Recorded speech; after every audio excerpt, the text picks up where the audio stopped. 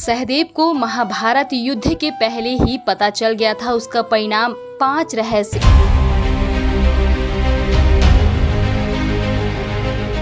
कुंती के 4 पुत्र कर्ण, युधिष्ठिर, अर्जुन और भीम थे, जबकि पांडु की दूसरी पत्नी माद्री के 2 पुत्र नकुल और सहदेव थे। आइए जानते हैं सहदेव के संबंध में 5 रहस्यमयी बातें। उससे पहले अगर आप चैनल में नए हैं तो चैनल को सब्सक्राइब करिए। हम आपके लिए इतनी मेहनत करते हैं, हमारा हौसला बढ़ाने के लिए चैनल सब्सक्राइब और ज्यादा से ज्यादा शेयर करिए। 5 पांडवों से 2 नकुल और सहदेव दोनों ही माद्री अश्विन कुमार के पुत्र थे, लेकिन उनको पांडु पुत्र माना जाता है क्योंकि माद्री पांडु की पत्नी थी। पांडु को साफ था कि जब भी अपनी पत्नी कुंती या माद्री के साथ सहवास करेंगे तुरंत ही मृत्यु को प्राप्त हो जाएंगे। इसलिए कुंती को प्राप्त मंत्र शक्ति के बल पर 4 पुत्र उत्पन्न हुए और वही मंत्र विद्या उन्होंने माद्री को बताई, जिसने उनको 2 पुत्र हुए। इस तरह दोनों को 6 पुत्र मिले, जिसमें 1 कर्ण भी थे। मद्र देश के राजा शल्य नकुल सहदेव के सगे मामा थे। शल्य श्री राम के कुल से थे। शल्यु कौरवों की ओर से लड़े थे। जब नकुल और सहदेव का जन्म हुआ तब आकाशवाणी हुई कि शक्ति और रूप में ये जुड़वा बंधु स्वयं जुड़वा अश्विनों से भी बढ़कर होंगे। दोनों को ही अश्विनी कुमारों के औरस और पांडु के क्षेत्रज पुत्र कहते थे।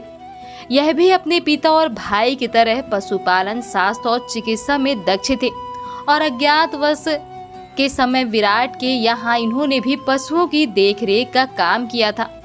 ये गाय चराने का भी कार्य करते थे।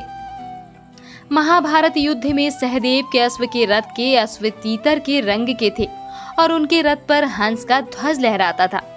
माना जाता है कि मृत्यु के समय उनकी उम्र 105 वर्ष की थी। सहदेव अच्छे रथ योद्धा माने जाते हैं।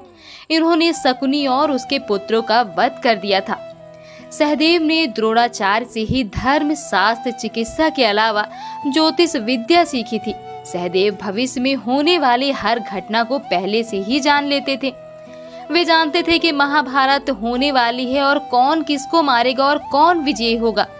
लेकिन भगवान कृष्ण ने उसे श्राप दिया था कि अगर वह इस बारे में लोगों को बताएगा तो उसकी मृत्यु हो जाएगी।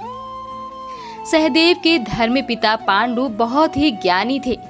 उनकी अंतिम इच्छा थी कि उनके 5 बेटे उनके मृत शरीर को खाएं, ताकि उन्होंने जो ज्ञान अर्जित किया है वह उनके पुत्रों में चला जाए। सिर्फ सहदेव ने ही हिम्मत दिखाकर पिता की इच्छा का पालन किया। उन्होंने पिता के मस्तिष्क के 3 हिस्से खाए। पहले टुकड़े को खाते ही सहदेव को इतिहास का ज्ञान हुआ। दूसरे टुकड़े को खाने से वर्तमान का और तीसरे टुकड़े को खाते ही वे भविष्य को देखने लगे। इस तरह वे त्रिकालज्ञ बन गए। द्रौपदी, विजया, भानुमति और जरासंध की कन्या द्रौपदी से श्रुतकर्मा, विजया से सुहोत्र पुत्र की प्राप्ति हुई। इसके अलावा इसके 2 पुत्र थे और जिसमें से एक का नाम सोमक था। सहदेव के नाम से 3 ग्रंथ प्राप्त होते हैं: व्याधि, संध, विमर्दन, अग्निश्रोत, शकुन परीक्षा। पांडवों ने अलग अलग दिशाओं में जाकर अपने अपने राज्य का विस्तार किया था।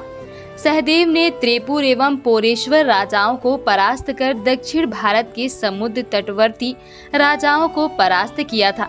उन्होंने सुपार्क, तालाकट, दंडक, समुद्र द्वीपवासी, मलेच्छ, निषाद, पुरुषाद, कर्णप्रावरण, नर राक्षस योनि, कालमुख, कोलगिरी, सुरभिट्टपड़, ताम्रदीप, राम का पर्वत और तिमिंगल आदि राजाओं के राज्य को अपने अधीन कर लिया था।